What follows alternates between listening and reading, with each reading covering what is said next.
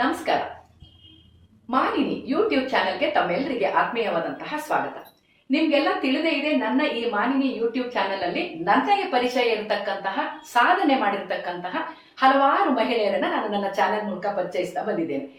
ನಾನು ಯಾವಾಗ್ಲೂ ಹೇಳ್ತಾನೆ ಇರ್ತೀನಿ, ಗೃಹಿಣಿ ಗೃಹ ಮುಚ್ಚತೆ, ಮನೆ ಸುಧಾರಿಸಿದ್ರೆ ಹೊರಗನ್ನು ಕೂಡ ಸುಧಾರಿಸಬಹುದು ಅನ್ನೋ ಮಾತಿದೆ. ಅದಕ್ಕೆ ಉತ್ತಮ ಉದಾಹರಣೆಯಾಗಿದ್ದಾರೆ ನಾನು ಈ ದಿನ ನಿಮಗೆ ಪರಿಚಯ ಮಾಡ್ತಾ ಇರ್ತಕ್ಕಂತಹ ನನ್ನ ಗೆಳತಿ.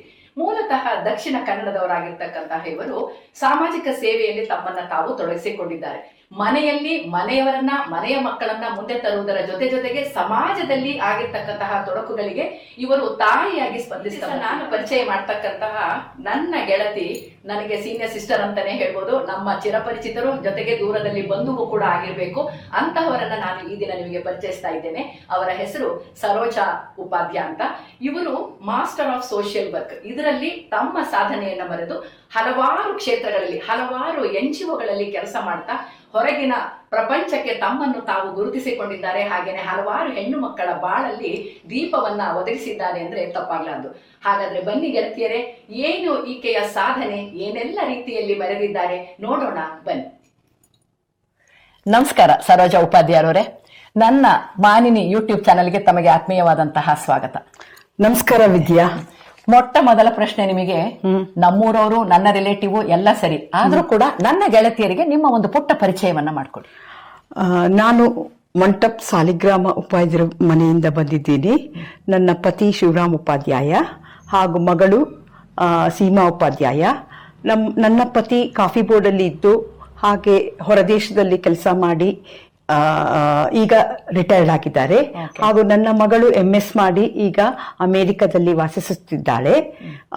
ಇದು ನನ್ನ ಪರಿಚಯ. ಪುಟ್ಟ ಕುಟುಂಬದಿಂದ ಬಂದಿದ್ದೀರಿ ಅಂತ ಹೇಳ್ಬೋದು. ಆದ್ರೆ ಮಂಟಪ ಅಂತ ಹೇಳಿದ ಕೂಡಲೇ ನಮ್ಗೆ ಗೊತ್ತಾಗುತ್ತೆ, ದಕ್ಷಿಣ ಕನ್ನಡದ ಅತ್ಯಂತ ಹೆಸರುವಾಸಿ, ಅದರಲ್ಲೂ ಯಕ್ಷಗಾನಕ್ಕೆ ಅವರ ಸೇವೆ ಕೊಡುಗೆ ತುಂಬಾ ಹೆಚ್ಚಾಗಿದೆ. ಅಂತಹ ಒಂದು ಫ್ಯಾಮಿಲಿಯಿಂದ ಬಂದು ನಿಮ್ಮನ್ನು ಕೂಡ ನೀವು ಸಮಾಜ ಸೇವೆಯಲ್ಲಿ ತೊಡಗಿಸಿಕೊಂಡಿದ್ದೀರಿ. ಈಗ ನೀವು ಈ ಸಮಾಜ ಸೇವೆಗೆ ಬರೋಕ್ಕಿಂತ ಮುಂಚೆ ನಿಮ್ಮ ಒಂದು ಪರ್ಸನಲ್ ಲೈಫ್ ಅಂದ್ರೆ ಹೇಗೆ, ಏನು ವಿದ್ಯಾಭ್ಯಾಸ, ಯಾವುದು ನಿಮ್ಮನ್ನ ಈ ಸಮಾಜ ಸೇವೆಗೆ ಬರ್ಲಿಕ್ಕೆ ಮಾಡ್ಕೊಡ್ತು, ಅದರ ಬಗ್ಗೆ ಒಂದಷ್ಟು ವಿವರಣೆ. ನಾನು ಓದಿದ್ದು BA MES ಕಾಲೇಜಲ್ಲಿ. ಹಾಗೆ BA ಮಾಡಿದ್ಮೇಲೆ ಏನ್ ಮಾಡಬೇಕು ಮುಂದೆ ಅಂತ ಯೋಚನೆ ಮಾಡ್ತಾ ಇದ್ದೆ. ಆದ್ರೂ ಹಿಸ್ಟ್ರಿ MAಗೆ ಸೇರ್ಬಿಟ್ಟಿದ್ದೆ. ಆಮೇಲೆ ನನ್ನ ಪರಿಚಯದೊಬ್ರು MSW ಯಾಕೆ ಮಾಡಬಾರ್ದು ನೀನು ಅಂತ ಹೇಳಿದ್ರು. ಸೊ ಅದಕ್ಕೋಸ್ಕರ ನಾನು ಮಾಸ್ಟರ್ ಆಫ್ ಸೋಷಿಯಲ್ ವರ್ಕ್ ಅನ್ನೋದನ್ನ ತಗೊಂಡಿದ್ದೀನಿ. ಆಮೇಲೆ ಅದು ತುಂಬಾ ಚೆನ್ನಾಗಿರೋ ಕೋರ್ಸು. ಯಾರು ಬೇಕಾದ್ರೂ BA ಆರ್ಟ್ಸ್ ಸಬ್ಜೆಕ್ಟ್ ಇರೋರ್ಗೆ MSW ಮಾಡ್ಬೋದು. ಥಿಯರಿ ಮತ್ತು ಪ್ರಾಕ್ಟಿಕಲ್ ಎರಡೂ ಇದೆ. ಓಕೆ, ಥಿಯರಿನೂ ಹೇಳ್ಕೊಡ್ತಾರೆ, ಹಾಗೆ ಪ್ರಾಕ್ಟಿಕಲ್ ಆಗಿ ಕೆಲಸ ಮಾಡ್ಲಿಕ್ಕೂ ಕೂಡ ಆರ್ಗನೈಸೇಷನ್ ಅಲ್ಲಿ ಕೆಲಸ ಮಾಡ್ಬೋದು. ಸೊ ಇದು 2 ವರ್ಷದ ಕೋರ್ಸು. ಇದಕ್ಕೆ ಹೇಗೆ ನಿಮಗೆ ಪ್ರೇರಣೆ ಸಿಕ್ತು, MSW ಮಾಡ್ಬೇಕು ಅಂತ ಯಾರು ನಿಮಗೆ ಹೇಳಿದ್ರು? ಓಕೆ, ನನ್ನ ಫ್ರೆಂಡ್ ಒಬ್ಳು ಮಾಡಿದ್ಲು. ಸೊ ಅವಳಿಂದ ನನ್ಗೆ ಪ್ರೇರಣೆ ಬಂತು. ಮಾಸ್ಟರ್ ಆಫ್ ಸೋಷಿಯಲ್ ವರ್ಕ್ ಇದು ಬ್ಯಾಂಗ್ಳೂರ್ ಯೂನಿವರ್ಸಿಟಿಯಲ್ಲಿ ಇತ್ತು. 2 ವರ್ಷದ ಕೋರ್ಸು. ಆಮೇಲೆ ಇಲ್ಲಿ ಕೇಸ್ ವರ್ಕ್ ಅಂದ್ರೆ ಇಂಡಿವಿಜುವಲ್ ಅಲ್ಲಿ ಹೇಗೆ ಮಾತನಾಡೋದು, ಆಮೇಲೆ ಗುಂಪಿನಲ್ಲಿ ಹೇಗೆ ಮಾತನಾಡುವುದು, ಹಾಗೆ ಸಮುದಾಯದಲ್ಲಿ 100 ಜನರೊಟ್ಟಿಗೆ ಹೇಗೆ ಮಾತನಾಡೋದು, ಅದನ್ನ ಫಸ್ಟ್ ಇಯರ್ ಕಲ್ಸ್ಕೊಡ್ತಾರೆ. 2ನೇ ಇಯರ್ ಕ್ರಿಮಿನಾಲಜಿ ಅಂತ ಕಲ್ಸ್ಕೊಡ್ತಾರೆ. ಹಾಗೆ ಸ್ಟ್ಯಾಟಿಸ್ಟಿಕ್ಸ್, ಆಮೇಲೆ ಡೆವಲಪ್ಮೆಂಟ್, ಯಾವ ರೀತಿ ಡೆವಲಪ್ಮೆಂಟ್ ಮಾಡಿದ್ರೆ ಸಮುದಾಯದಲ್ಲಿ ಒಳ್ಳೇದಾಗತ್ತೆ, ಯಾವ ರೀತಿ ಜನರಿಗೆ ಸಹಾಯ ಮಾಡೋದನ್ನ ಫಸ್ಟ್ ಹೇಳ್ಕೊಡ್ತಾರೆ. ಮತ್ತೆ ಥಿಯರಿ ಅಂದ್ರೆ ಬರೆಯೋದು, ಪ್ರಾಕ್ಟಿಕಲ್ ಅಂದ್ರೆ ಅಲ್ಲಿ ಹೋಗಿ ನಾವು ಕೆಲಸ ಮಾಡ್ಬೇಕು. ಇವಾಗ ಹಳ್ಳಿಲಿ ಹೋಗಿ ಕೆಲಸ ಮಾಡ್ಬಿಟ್ಟು ಯಾವ ರೀತಿ ಸಮುದಾಯದಲ್ಲಿ ಹೆಲ್ತ್ ಅವೇರ್ನೆಸ್ ಆಗ್ಲಿ ಅಥವಾ ಏಡ್ಸ್ ಅವೇರ್ನೆಸ್ ಆಗ್ಲಿ ಯಾವ ರೀತಿ ಹೇಳ್ಕೊಟ್ರೆ ಒಳ್ಳೇದಾಗತ್ತೆ ಅಂತ ಅದ್ರ ಬಗ್ಗೆನೂ ಹೇಳ್ಬೋದು. ಈ MSW ಮಾಡಿದ್ರೆ ಯಾವೆಲ್ಲ ಕ್ಷೇತ್ರಗಳಲ್ಲಿ ನಾವು ನಮ್ಮನ್ನ ತೊಡಗಿಸ್ಕೊಳ್ಬಹುದು? ಡೆವಲಪ್ಮೆಂಟ್ ಅಂದ್ಬಿಟ್ಟು ಎಲ್ಲಾ ಕ್ಷೇತ್ರದಲ್ಲೂ ತೊಡಗಿಸ್ಕೋಬಹುದು. ಹಾಸ್ಪಿಟಲ್ ಆದ್ರೂ ತೊಡಗಿಸ್ಕೊಳ್ಬಹುದು, ಸ್ಕೂಲಲ್ಲಾದ್ರೂ ಕೌನ್ಸಿಲಿಂಗ್ ಮಾಡ್ಬೋದು. ಆಮೇಲೆ ಬೇರೆ ಬೇರೆ ಸೂಪರ್ಡೆಂಟ್ ಆಗಿ ಕೂಡ ಕೆಲಸ ಮಾಡ್ಬೋದು. ಆಮೇಲೆ ಜೈಲಲ್ಲಿ ಕೂಡ ಕೆಲಸ ಮಾಡ್ಬೋದು, ಕೇಸ್ ವರ್ಕರ್ ಆಗೋ ಕೆಲಸ ಮಾಡ್ಬೋದು. ಹಾಗೆ ಬೇರೆ ಬೇರೆ ಬೇರೆ ವಿಧವಾದ ಕೆಲಸ ಮಾಡ್ಬೋದು. ನಿಮ್ಮ ಲೈಫ್ ಅಲ್ಲಿ ನಿಮ್ಮ ಕೆಲಸದ ಇದಕ್ಕೆ ಬಂದ್ರೆ, ನೀವು MSW ಮುಗಿದ ತಕ್ಷಣ ಎಲ್ಲಿ ನಿಮ್ಮನ್ನ ನೀವು ತೊಡಗಿಸ್ಕೊಂಡ್ರಿ? ಫಸ್ಟ್ ನಾನು ವರ್ಕ್ ಮಾಡಿದ್ದು ಕರ್ನಾಟಕ ರಾಜ್ಯ ಶಿಶು ಕಲ್ಯಾಣ ಸಂಸ್ಥೆಯಲ್ಲಿ ಕೆಲಸ ಮಾಡಿದ್ದೆ. ಅಲ್ಲಿ ಸ್ಪಾನ್ಸರ್ಶಿಪ್ ಅಂತ ಇತ್ತು. ಇವಾಗ ಸ್ಪಾನ್ಸರ್ಶಿಪ್, ಮೊದಲು ಸ್ಪಾನ್ಸರ್ಶಿಪ್ ಅಂದ್ರೆ ಬರೀ ಅವ್ರಿಗೆ ಹೊರದೇಶದವ್ರು ಮಾತ್ರ ದುಡ್ಡು ಕೊಡ್ತಿದ್ರು. ಈಗ ಇಂಡಿಯನ್ ಡೋನರ್ಸ್ ಕೂಡ ತುಂಬಾ ಜನ ಮಕ್ಕಳಿಗೆ ವಿದ್ಯಾಭ್ಯಾಸದಲ್ಲಿ ಸಹಾಯ ಮಾಡುತ್ತಾರೆ. ಇದರಲ್ಲಿ ಒಂದು 10 ವರ್ಷ ಕೆಲಸ ಮಾಡಿದ್ದೀನಿ. ನೀವು ಹೇಳಿದ್ರೆ ಈಗ Karnataka state council for children welfare ಇದು ಗವರ್ಮೆಂಟ್ ಆಫೀಸಾ ಅಥವಾ ಇದು ನಾನ್ ಗವರ್ಮೆಂಟ್ ಆರ್ಗನೈಸೇಷನ್. ಯಾಕಂದ್ರೆ ಕರ್ನಾಟಕ ಸ್ಟೇಟ್ ಅಂತ ಹೆಸರು ಬಂದ್ಕೊಳ್ಳೆ ಜನಗಳು ಕೂಡ ಅದೇ ಮಿಸ್ಅಂಡರ್ಸ್ಟ್ಯಾಂಡ್ ಮಾಡ್ಕೊಳ್ತಾರೆ. ಏನೋ ಗವರ್ಮೆಂಟ್ ಕೆಲಸ ಸಿಗುತ್ತೆ, MSW ಮಾಡ್ಕೊಂಡ್ರೆ ನನಗೆ ಗವರ್ಮೆಂಟ್ ಕೆಲಸ ಸಿಗುತ್ತೆ. ಜನಗಳಿಗೆ ಬೇಕಾಗಿರೋದೇ ಈಗ. ಹೌದು. ಸೊ ಅದನ್ನ ಕ್ಲಾರಿಫೈ ಮಾಡಿ. ಇದು ಗವರ್ಮೆಂಟ್ ಕೆಲಸ ಅಲ್ಲ. ಇದು NGO ದಲ್ಲಿ, ಯಾವುದೇ ರೀತಿ NGO ದಲ್ಲಿ ಕೂಡ ನೀವು ಕೆಲಸ ಮಾಡಬಹುದು. ಇವಾಗ ದೊಡ್ಡ ದೊಡ್ಡ ಕಂಪನಿಗಳಲ್ಲಿ ಕಾರ್ಪೊರೇಟ್ ಸೋಷಿಯಲ್ ಸೆಕ್ಟರ್ ಅಂತ ಒಂದು ಸ್ವಲ್ಪ ಫಂಡ್ ನ ಇಡ್ತಾರೆ. ಆ ಫಂಡ್ ನ ಯುಟಿಲೈಸ್ ಮಾಡಿಬಿಟ್ಟು ಜನರಿಗೆ ಸಹಾಯವನ್ನು ಮಾಡಬಹುದು. ಸೊ ಇದು ನನ್ನ ಇದು ಕೆಲಸ ಸ್ಪಾನ್ಸರ್ಶಿಪ್ ಆಗಿ ಕೆಲಸ ಮಾಡಿದ್ದೀನಿ 10 ವರ್ಷ. ಅಲ್ಲಿ ಒಂದು ಮಗುಗೆ ಶಿಶು ರಕ್ಷಾ ಫ್ಯಾಮಿಲಿ ವೆಲ್ಫೇರ್ ಅಂತ, ಶಿಶು ರಕ್ಷಾ ಫ್ಯಾಮಿಲಿ ಹೆಲ್ಪರ್ ಪ್ರಾಜೆಕ್ಟ್ ಅಂತಿತ್ತು. ಒಂದು ಮಗುವಿನ ಭವಿಷ್ಯ ಅಂದ್ರೆ ಅವನು ಓದೋದಕ್ಕೆ ಯಾವ ರೀತಿ ಸಹಾಯ, ಪುಸ್ತಕ ಆಗ್ಬೋದು, ಫೀಸ್ ಆಗ್ಬೋದು, ಹೆಲ್ತ್ ಆಗ್ಬೋದು, ಯಾವ ರೀತಿ ಸಹಾಯ ಮಾಡಿ ಥ್ರೂ ಫ್ಯಾಮಿಲಿ ಅವ್ರ ಫುಲ್ ಕುಟುಂಬದಕ್ಕೆ ಸಹಾಯ ಮಾಡ್ತಿದ್ವಿ. ಇದು ಫಂಡ್ಸ್ ಅಬ್ರಾಡ್ ಇಂದ ಬರ್ತಿತ್ತು. ಹೇಗೆ ಮಕ್ಕಳನ್ನ ನೀವು ಇದಕ್ಕೆ ಒಳಪಡಿಸ್ತೀರಿ? ಯಾವ ಬ್ಯಾಕ್ ಗ್ರೌಂಡ್ ಮೇಲೆ ಮಕ್ಕಳನ್ನ ನೀವು? ಇದು ಕಡಿಮೆ ಇನ್ಕಮ್ ಇರ್ಬೇಕು. ಓಕೆ, ತಾಯಿ ಆದವಳು ಮನೆ ಕೆಲಸ ಮಾಡ್ತಿದ್ರು, ತಂದೆ ಆದವನು ಗಾರೆ ಕೆಲಸ ಮಾಡ್ತಿರ್ಬೋದು. ಸೊ ಇಂತಹ ಫ್ಯಾಮಿಲಿ ಕುಟುಂಬವನ್ನು ಆರಿಸ್ಕೊಂಡು ಆ ಫ್ಯಾಮಿಲಿನ ಸೆಲೆಕ್ಟ್ ಮಾಡಿ ಥ್ರೂ ದಿಸ್ ಚೈಲ್ಡ್ ಈ ಮಗುವಿನ ಫುಲ್ ಹೆಲ್ಪ್ ಜೊತೆಗೆ ಫ್ಯಾಮಿಲಿಗೂ ಕೂಡ ಹೆಲ್ಪ್ ಮಾಡ್ತಾ ಇದ್ವಿ. ಓಕೆ, ಹಾಗೇನೆ ಇದರಲ್ಲಿ ನೀವು ಇನ್ನೊಂದು ಹೇಳಿದ್ರಿ, learn to live together camp ಅನ್ನ ನೀವು ಶಿಮ್ಲಾದಿಂದ ಮಾಡಿದ್ರಿ. ಅದ್ರದ್ದು ಅದನ್ನ ಹೇಗೆ ಬೇರೆಯವರಿಗೆ ದಾರಿ ಎರೆದ್ರಿ? ಇದು again Karnataka state council for child welfare ಒಂದು ಪ್ರೋಗ್ರಾಮ್ ಆಗಿತ್ತು. ಇದು ನಾವು ನಮ್ಮ ಕರ್ನಾಟಕನ ರೆಪ್ರೆಸೆಂಟ್ ಮಾಡ್ತಾ ಇದ್ವಿ. ಅಂದ್ರೆ ಹಾಡಾಗ್ಬೋದು, ಸಂಗೀತ ಆಗ್ಬೋದು, ಅಥವಾ ನಾಟಕ ಆಗ್ಬೋದು, ಯಾವ ರೀತಿ ಕರ್ನಾಟಕದವರು ಇದು ಕಲಾತ್ಮಕವಾಗಿ ಹೇಗೆ ನಾವು ತೋರಿಸಬಹುದು ಅಂತ ಹೇಳ್ತಾ ಇದ್ದೆ. ಈ ಲರ್ನ್ ಟು ಲಿವ್ ಟುಗೆದರ್ ಕ್ಯಾಂಪದಲ್ಲಿ ಬೇರೆ ಬೇರೆ ರಾಜ್ಯದಿಂದ ಬರ್ತಾ ಇದ್ರು. ಒಂದೇ ಗೋವಾ ಆಗಿರ್ಬೋದು, ತಮಿಳ್ನಾಡು ಆಗಿರ್ಬೋದು, ಆಂಧ್ರ ಪ್ರದೇಶದವರಾಗಿರ್ಬೋದು, ಅಥವಾ ಡೆಲ್ಲಿಯವರೇ ಆಗಿದ್ರು. ಈ ತರ ಕ್ಯಾಂಪ್ಗೆ ನಾನು ಹೋಗಿದ್ದೆ. 14 ಮಕ್ಕಳನ್ನ ಕರ್ಕೊಂಡು ಹೋಗಿದ್ದೆ. ಬರೇ ಒಂದು ಬೋಗಿಯಲ್ಲಿ ಈ ತರ 14 ಮಕ್ಕಳ ಟ್ಯಾಲೆಂಟ್ ನ ಬೇರೆಯವರಿಗೆ ಪರಿಚಯ ಮಾಡಿ ಅಲ್ಲಿ ಇದ್ವಿ. ಸೊ ಇದು learn to live together camp ಸಿಮ್ಲಾದಲ್ಲಿತ್ತು. ಸೊ ಸಿಮ್ಲಾದಲ್ಲಿದ್ದಾಗ ನನಗೆ ಬಹಳ ಖುಷಿ ಆಯ್ತು. ಯಾಕಂದ್ರೆ ಈ ಮಕ್ಕಳ ಪ್ರತಿಭೆಗಳನ್ನು ಗುರುತಿಸಿದ್ರು ಅವರು. ಸೊ ನಿಮ್ಮ ಈ ಸಂಸ್ಥೆಯಲ್ಲಿ ಬಂದು ಅವರು ಟ್ರೈನಿಂಗ್ ತಗೊಂಡಾಗ ನೀವು ಆ ಮಕ್ಕಳಲ್ಲಿ ಏನು ಟ್ಯಾಲೆಂಟ್ ಇದೆ ಅದನ್ನ ಶೋಕೇಸ್ ಮಾಡಿ ಈ ತರ ಬೇರೆ ಕಡೆಗೆ ಕರ್ಕೊಂಡು ಹೋಗಿ. ಹೌದು, ಓಕೆ, ಖಂಡಿತ. ಆಮೇಲೆ ಹಾಗೇನೆ ಇಂದಲಿಂದ ಬಾಲ ಸೇವಿಕಾ ತರಗತಿ ಅದು ಕೂಡ ನಿಮ್ ಈ ಸಂಸ್ಥೆ ಮೂಲಕನೇ ಮಾಡ್ತೀವಿ ಅಲ್ವಾ? ಇಲ್ಲೇ ನಾನು ಕೂಡ ಒಂದು 10 ವರ್ಷ ಟೀಚಿಂಗ್ ಲೈನ್ ಅಲ್ಲಿ ಇದ್ದೆ. ಸಮಾಜ ಕಾರ್ಯ ಯಾವ ರೀತಿ ಮಹಿಳೆಯಾದವಳು ಹೆಲ್ಪ್ ಮಾಡ್ಬೋದು, ಸಮುದಾಯದಲ್ಲಿ ಯಾವ ರೀತಿ ಹೆಲ್ಪ್ ಮಾಡ್ಬೋದು, ಗುಂಪಿನಲ್ಲಿ ಯಾವ ರೀತಿ ಹೆಲ್ಪ್ ಮಾಡ್ಬೋದು, ಮತ್ತೆ ಇಂಡಿವಿಜುವಲ್ ಆಗಿ ಒಬ್ಬರೇ ಆಗಿ ಯಾವ ರೀತಿ ಹೆಲ್ಪ್ ಮಾಡ್ಬೋದು, ಅದ್ರ ಬಗ್ಗೆ ಕೂಡ ನಾನು ಹೇಳಕ್ಕೆ ಇಷ್ಟಪಡ್ತೀನಿ. ಈ ಬಾಲ ಸೇವಿಕಾ ಟ್ರೈನಿಂಗ್ ಪ್ರೋಗ್ರಾಮು ಇದು 10 ತಿಂಗಳ ಕೋರ್ಸು. ಇವಾಗೂ Karnataka state council for child welfare ಅಲ್ಲಿ ನಡೆಯುತ್ತಿದೆ. ಇದು ಜೈಮಹಲ್ ಇಲ್ಲಿದೆ. ಇದು Nandidurg road 135 3rd cross, Nandidurg road, Jaimahal extension. ಇಲ್ಲಿ ಫೇಲ್ ಆದ SSLC ಮಕ್ಕಳಿಗೆ ನಾವು ತರಬೇತಿ ಕೊಡ್ತೀವಿ. ಬರೀ ಫೇಲ್ ಆಗಿರೋ ಕ್ಯಾಂಡಿಡೇಟ್ಸ್ ಮಾತ್ರನಾ ಅಥವಾ ಪಾಸ್ ಆಗಿರೋರ್ನು ತಗೋತೀವಿ? ಜೊತೆಯಾಗಿ ಫೇಲ್ ಆಗಿರೋ ಕ್ಯಾಂಡಿಡೇಟ್ ಸುಮ್ಮನೆ ಮನೆಯಲ್ಲಿ 1 ತಿಂಗಳು 1 ವರ್ಷ ಹಾಳಾಗೋ ಬದಲು ಇಂತಹ ಕೋರ್ಸ್ ಸೇರ್ಕೊಂಡ್ರೆ ಒಳ್ಳೇದು ಅಂತ. ಇದರಲ್ಲಿ ನಾವು ಚೈಲ್ಡ್ ಡೆವಲಪ್ಮೆಂಟ್ ಅಂತ, ಮಕ್ಕಳ ಬೆಳವಣಿಗೆ, ಪ್ರೀ ಸ್ಕೂಲ್ ಎಜುಕೇಶನ್ ಅಂದ್ರೆ ಸಣ್ಣ ಮಕ್ಕಳಿಗೆ ಯಾವ ರೀತಿ ಪಾಠ ಮಾಡಿದ್ರೆ ಒಳ್ಳೇದಾಗತ್ತೆ, ಆಮೇಲೆ ಸಮಾಜ ಕಾರ್ಯ, ಆಮೇಲೆ ಪೌಷ್ಟಿಕಾಂಶ, ಯಾವ್ದನ್ನ ತಿಂದ್ರೆ ಯಾವ್ದ್ರಲ್ಲಿ ಕ್ಯಾಲರಿ ಇರುತ್ತೆ ಅದ್ರ ಬಗ್ಗೆ, ಆಮೇಲೆ ಆರೋಗ್ಯ ಅನ್ನೋದು ಎಷ್ಟು ಇಂಪಾರ್ಟೆಂಟ್ ನಿಮ್ಗೆ ಇವಾಗಲೇ ಗೊತ್ತಿದೆ. ಸೊ ಆರೋಗ್ಯದಲ್ಲಿ ಯಾವ ರೀತಿ ಇಂಜೆಕ್ಷನ್ ತಗೋಬೇಕು ಮಕ್ಕಳಿಗೆ, ದೊಡ್ಡವ್ರಿಗೂ ಅಷ್ಟೇ ಇದನ್ನೆಲ್ಲ ಹೇಳ್ಕೊಡ್ತೀನಿ. ಹಂಗೆ ಕಸೂತಿ ಎಲ್ಲ ಪೇಪರ್ ವರ್ಕ್ ಕಸೂತಿ ಕೂಡ ಹೇಳ್ಕೊಡ್ತೀವಿ. ಹಾಗೆ ಟೈಲರಿಂಗು ಹೇಳ್ತೀವಿ.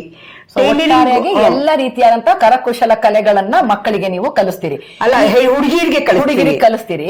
ಈ ಹುಡುಗಿಯರು ಈ ಕೋರ್ಸ್ ನ ತಗೊಂಡಿರೋರು ನಂತರದಲ್ಲಿ ಎಲ್ಲಿ ತಮ್ಮ ಕೆಲಸವನ್ನ ಮಾಡ್ಬೋದು? ಈ ಹುಡುಗಿಯರು ಪ್ರೀ ಸ್ಕೂಲ್ ಟೀಚರ್ ಆಗಿ ಕೆಲಸ ಮಾಡ್ಬೋದು, ಹೆಲ್ತ್ ವರ್ಕರ್ ಆಗಿ ಕೆಲಸ ಮಾಡ್ಬೋದು, ಆಮೇಲೆ ಒಳ್ಳೊಳ್ಳೆ ಸ್ಕೂಲಲ್ಲಿ ಪ್ರೀ ಸ್ಕೂಲ್ ಟೀಚರ್ ಆಗಿನೇ ಕೆಲಸ ಮಾಡ್ತಾರೆ.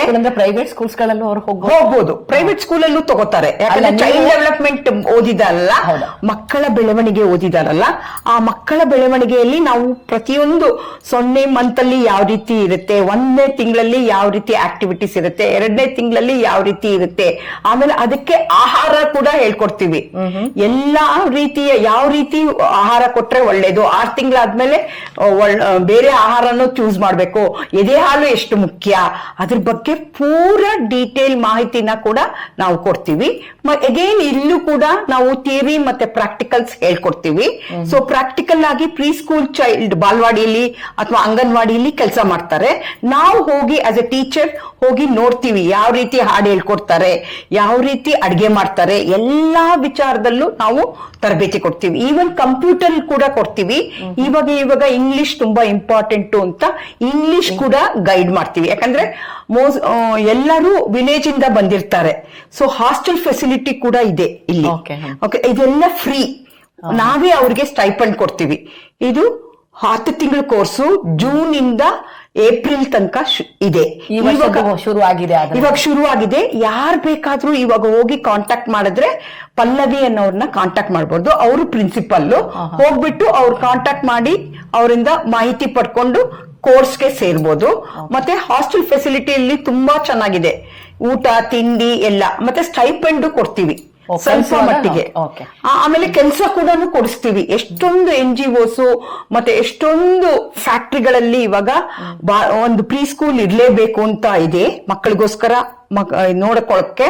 ಸೊ ಡೇ ಕೇರ್ ಕೂಡ ನಮ್ಮ ಹುಡುಗಿರು ಕೆಲಸ ಮಾಡ್ತಾರೆ. ಆಮೇಲೆ ಶಾರ್ಟ್ ಸ್ಟೇ ಹೋಮ್ ಅಲ್ಲೂ ಕೂಡ ನಮ್ಮ ಹುಡುಗಿರು ಕೆಲಸ ಮಾಡ್ತಾರೆ.